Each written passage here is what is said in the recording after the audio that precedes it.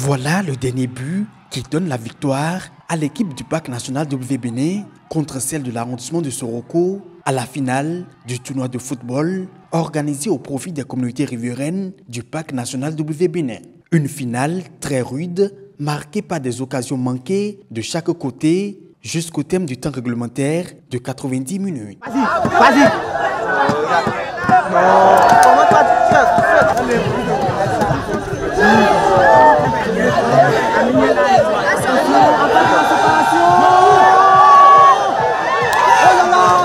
Place à la phase fatidique des tirs au but.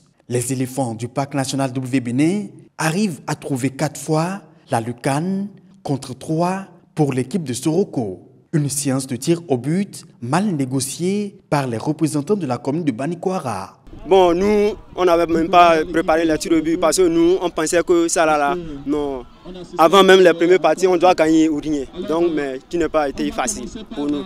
Avec le soutien des nombreux spectateurs, la motivation était à son summum pour la victoire des éléphants du Parc national WBN. De la Coupe du Monde pour l'équipe des éléphants du Parc. Pour qu'on puisse remporter ce trophée, c'est qu'il y avait la motivation. Le staff nous a accompagnés, les collègues. On avait assez de supporters. Sans les supporters, nous ne pouvons pas gagner. Et aussi, parmi mes élèves et mes éléments, nous tous nous étions déterminés. On s'est préparé psychologiquement, du début jusqu'à la fin. Pour les responsables du Parc national WBN, la jeunesse riveraine est un maillon essentiel pour l'engagement de la communauté locale à la cause de la conservation de la biodiversité, en particulier le Parc national du WBN. Nous sommes davantage encore beaucoup plus proches des communautés pour leur faire passer le message qui est de s'associer, de s'engager davantage avec nous pour conserver les ressources du parc.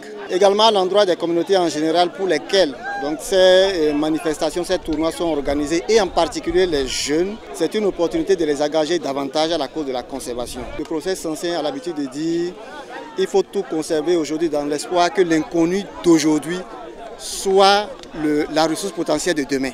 Et donc c'est à ça que nous convions tout le monde, les communautés en général et les jeunes en particulier qui constituent l'avenir de demain pour s'engager davantage à la cause de la conservation de la biodiversité. Ayant participé à l'organisation de ce tournoi de football avec la direction du Parc national WBN pour la biodiversité, l'ONG Jeunesse Santé, Environnement et Développement exprime sa satisfaction. Vous voyez, malgré ceux qui ont perdu, ils ont la joie sur leur visage parce qu'ils attendent déjà une nouvelle édition. Donc nous ne pouvons que dire merci à l'administration du parc qui nous a offert cette opportunité de réunir les jeunes autour de ce loisir sain qu'est le football. Pour cette première édition du tournoi de football organisé par African Parks, à travers la direction du Parc national WBN, la 3e place a été discutée entre les arrondissements de Gomparou, commune de Banikwara, et Angaradebou, commune de Kandi. Dès la première partie, l'équipe de Gomparou plie le match avec une victoire de 2-0. Malgré l'occasion d'un penalty, en deuxième période, l'équipe d'Angaradebou offre un raté inadmissible et ne pourra remonter la pente avant le coup de sifflet final. Pour la direction du Parc national WBN, pas de perdant, l'essentiel est d'avoir réussi la sensibilisation en faveur de la protection du patrimoine important que constitue le parc, l'une des dernières réserves de faune en Afrique de l'Ouest.